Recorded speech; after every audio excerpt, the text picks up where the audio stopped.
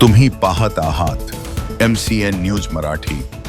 जळगाव जामोद नगरपालिकेमध्ये 29 एप्रिल रोजी आयोजित सर्वसाधारण सभेमध्ये विरोधी सदस्यांवर अन्याय झाल्याचा गंभीर आरोप करण्यात आला आहे।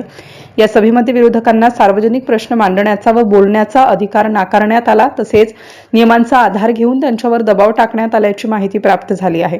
त्यामुळे नगरपालिकेच्या विरोधी सदस्यांनी सभात्याग करून निषेध व्यक्त केला। त्याच्यासोबत विरोधी पक्षाच्या सर्व महिला नगरसेवकांना अद्याप स्वतंत्र केबिन उपलब्ध करून देण्यात न आल्याने नागरिकांची कामे करताना मोठ्या अडचणी येत असल्याचा आरोप सुद्धा विरोधकांनी केला आहे। MCN न्यूज मराठीकरिता गजानन सोनटक्के, जळगाव। आजच्या या सभागृहामध्ये जी सर्वसाधारण सभा आयोजित केली होती, आम्ही शिवसाहेबांना आणि अध्यक्ष महोदयांना विचार नाही केले की बुवा आम्हाला एक पक्ष बसण्या उठण्यासाठी पाहिजे। आज आम्हाला या ठिकाणी जर शहरातले कुठले विषय कामाचे मुद्दे मांडायचे असले किंवा संबंधित अधिकाऱ्याशी बोलायचं असलं तर आम्हाला बाहेर राहून संबंधित अधिकारीसोबत बोलावं लागते।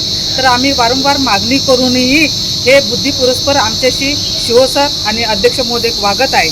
आज आम्ही शहरातले विषयही सुद्धा संबंधित अधिकाऱ्याशी बोलून शांततेने सोडू शकत नाही।